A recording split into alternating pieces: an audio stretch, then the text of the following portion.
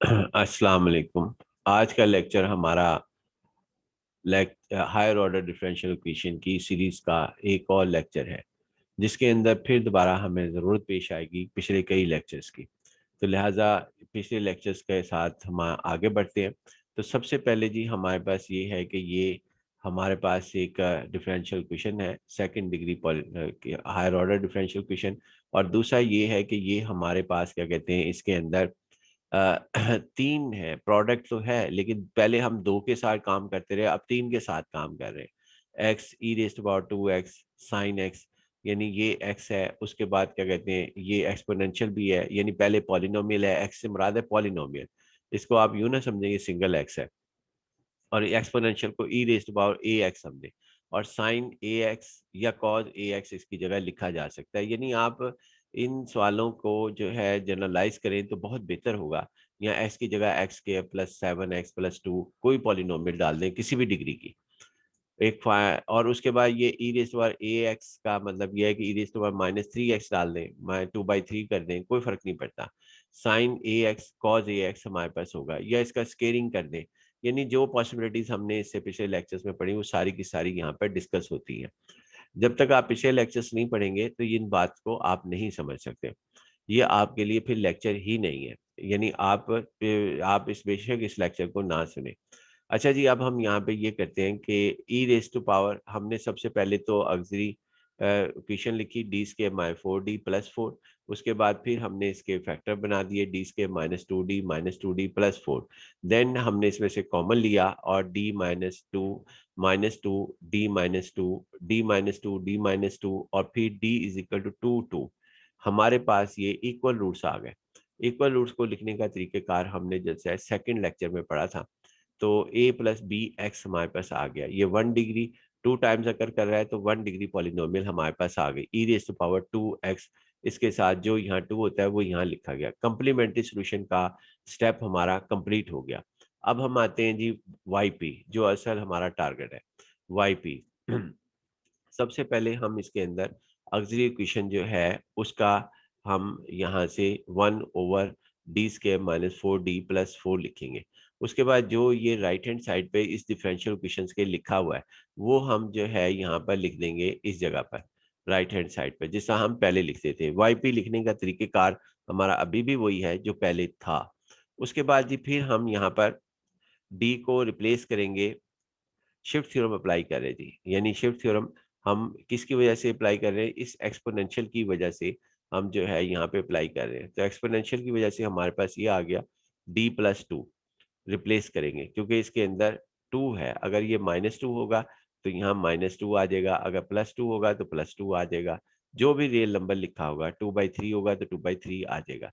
तो हम जितनी जगह पे d मौजूद है वहां पर हम d+2 जो है वो हम यहाँ पर लिख देंगे। तो d+2 हमारे पास क्या कहते हैं, हमारे पास लिखा गया इस जगह पर आकर, इस जगह पर लिखा गया। तो d+2 का होल स्क्वायर -4 d+2 और +4 और उसके बाद x e⁻sin x, ये x और ये sin x यहाँ पर आ गया। और ये जो e⁻sin2x है ये यहाँ शिफ्ट हो गया e⁻sin2x, जिसका कि पहले हमारे पास हो जाता था। इसके बाद नेक्स्ट स्टेप में हम इसका स्क्वायर ओपन करेंगे, तो d²+4d+4 और इसको ओपन करेंगे -4d-8+4। अब हमने x sin x, आगे हमने देखा कि इसके अंदर +4d और -4d कैंसिल हो गए, ये दोनों आपस में कैंसिल हो गए। उसके बाद ये +4 और +4 8 और -8 से कैंसिल हो गया और हमारे पास 1/d² रह गया। हर दफ़ा ऐसा नहीं होगा, लेकिन अगर यहाँ पर हो गया है तो फिर कैसे करेंगे, और अगर हर दफ़ा नहीं होगा वो बात भी मैं आपके सामने डिस्कस अभी कर लेता हूँ कि ये हमारे पास हर दफ़ा ना होगा तो उस सूरत हाल में हम क्या करेंगे। इसके अंदर ये सूरत हाल है कि अगर हो जाता है, मसलन यहाँ पे क्या मतलब कि क्या हो जाता है, ये d² यानी इसके साथ कोई कांस्टेंट नहीं आता, 1/d² आ गया। यानी पहले हम डिस्कस करते हैं कि इसके साथ कोई नॉन जीरो कांस्टेंट नहीं है, यानी कोई कांस्टेंट नहीं है, 1/d², 1/d³ आ गया, तो इसका मतलब होगा डबल इंटीग्रल। डबल इंटीग्रल इस सिचुएशन में हम करेंगे डबल, अगर 1/d³ आएगा तो ट्रिपल इंटीग्रल, डबल इंटीग्रल में 2 दफ़ा dx लिखेंगे, और अगर ट्रिपल इंटीग्रल होगा 1/d³ तो फिर हम 3 दफ़ा dx जो है वो हम लिखेंगे। उसके बाद जी अब हमारे पास ये है कि इसकी इंटीग्रेशन करेंगे। इंटीग्रेशन के अंदर हमारे पास क्या कहते हैं, सबसे पहले जो इंटीग्रेट होगा वो हमारे पास होगा ये इतना इंटीग्रल। तो हम इसके अंदर फर्स्ट फंक्शन इसको लिख दिया, इंटीग्रेशन बाय पार्ट्स आप लिख लें, और उसके बाद ये साइन एक्स लिख लिया। तो integration first first function as it, revise कर रहा हूँ इंटीग्रेशन बाय पार्ट्स, और minus integration of the sine X minus cos X, और इंटीग्रल पहले माइनस फिर उसके बाद इंटीग्रल, इंटीग्रल के बाद फिर हमारे पास क्या कहते हैं डेरिवेटिव ऑफ द फर्स्ट जो कि ये एक्स का डेरिवेटिव है, और उसके बाद integration of the second function into D x. ये डी एक्स है, ये सारा जो यहाँ तक किया गया ये हमारे पास क्या कहते हैं ये इंटीग्रेशन बाय पार्ट्स है। ये जो है यहाँ तक ये सवाल कौन सा किया गया, ये सिर्फ इतना हिस्सा डिस्कस किया गया, इतना हिस्सा हमने डिस्कस किया। बाकी अभी ये डी एक्स जो है वो हमारे पास क्या कहते हैं वो यहाँ लिखा हुआ है, यानी ये डी एक्स आपके पास क्या कहते हैं यहाँ पर लिखा गया डी एक्स। ये तो फार्मूले का डी एक्स है, ये फार्मूले का डी एक्स है। और ये इंटीग्रल ये लिखा गया जो ये लिखा हुआ था बाहर, बाहर लिखा हुआ है, ये हमारे पास आ गया। आगे करते हैं जी, माइनस एक्स कॉज एक्स, फिर माइनस माइनस प्लस आ गया, plus cos x D x. इसकी इंटीग्रेशन की यहाँ पे डी एक्स लिखना था, मेरे ख्याल में मेरे से रह गया कि डी एक्स जिनसे है वो हम यहाँ पे नहीं लिख सके, यानी कि ये वाला डी एक्स इधर आना था। तो लिख देते हैं जी हम यहाँ पर इसके अंदर कि इसका हमारे पास क्या कहते हैं डी एक्स क्या हमारे पास लिखा जाएगा। तो डी एक्स हमारे पास इसमें आएगा जी डी और साथ एक्स, डी एक्स हमारे पास लिखा जाएगा।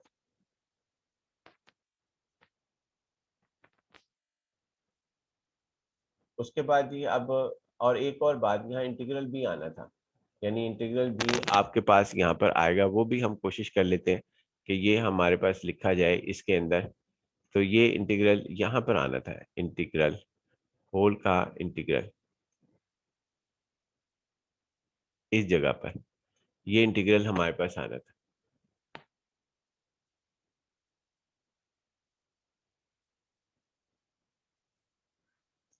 तो लिहाजा ये हमारे पास आ गया जी इसके अंदर, ये इंटीग्रल आ गया। अब उसके बाद फिर हमने इसको ये दोबारा dx हमने यहाँ लिख दिया, ये dx लिखा गया, और उसके बाद बाकी ये एज इट आ गया। ये cos x की इंटीग्रेशन sin x होती है।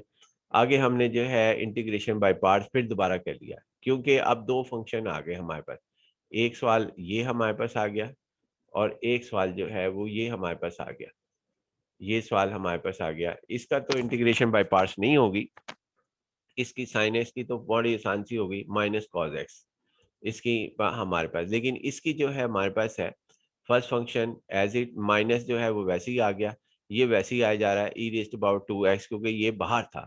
हालांकि वेरिएबल x है डी एक्स जिसको हम डिस्कस कर रहे हैं, लेकिन ये चूंकि बाहर था, इंटीग्रेशन सिर्फ 1/d² x साइन एक्स के ऊपर है, इस पर नहीं है।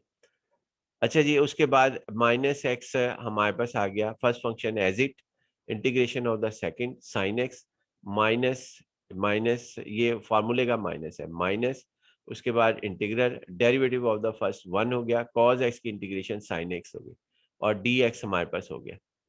और उसके बाद ये प्लस ये एज इट आ गया, साइन एक्स की इंटीग्रेशन माइनस कॉज एक्स होगी। अब हमने सिर्फ इसकी इंटीग्रेशन रह गई, साइन एक्स की मैंने डायरेक्टली लिख दी यहाँ पे minus cos x, minus cos x. तो ये माइनस और ये माइनस कॉज एक्स मिलके प्लस बन गया, ये प्लस बन गया। बाकी चीजें वैसे ही आ गई, ये एज इट आ गया और ये भी एज इट हमारे पास आ गया।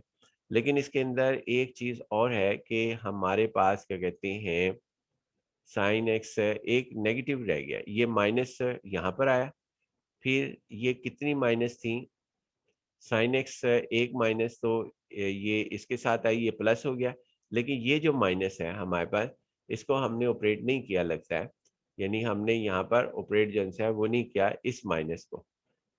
ये दिखा देते हैं आपको यहाँ पर, यानी ये माइनस जो है, ये माइनस हमारे पास, ये माइनस भी तो ऑपरेट होनी थी।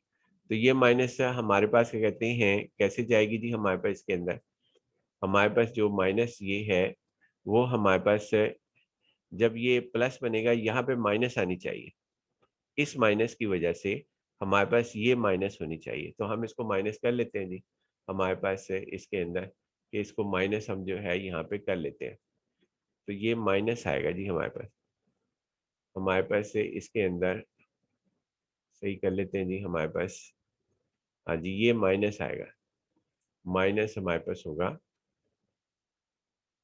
ये माइनस, तो हमारे पास इसके अंदर यहाँ माइनस लिखा जाएगा जी, ये माइनस कॉज एक्स, और बाकी वो सही है, ये माइनस जो है ये आपके पास सही है। क्यों सही है? ये हमारे पास, क्योंकि ये तो बाहर था ब्रैकेट से बाहर, ब्रैकेट की माइनस जो है वो यहाँ तक थी।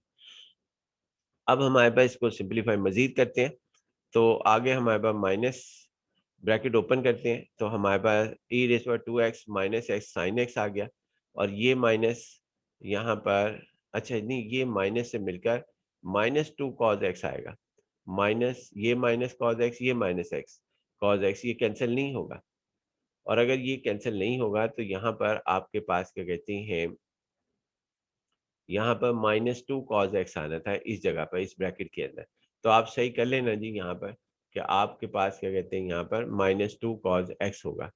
कोशिश करते हैं जी हमारे पास इसके अंदर कि ये सही हो जाए आपके साथ। यहाँ पर हमारे पास आएगा माइनस, आपके पास क्या कहते हैं -2, और उसके बाद कॉज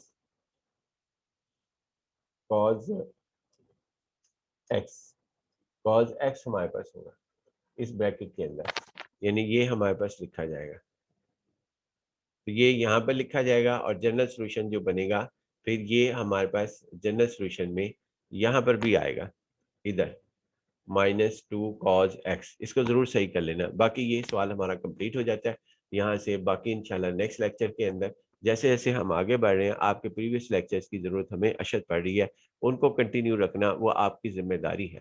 इंशाल्लाह जी ये ख़त्म होने के करीब है ये हमारा टॉपिक्स, इंशाल्लाह ने चंद दिनों में हम दूसरा टॉपिक शुरू करेंगे। अल्लाह हाफ़िज़, अस्सलाम वालेकुम।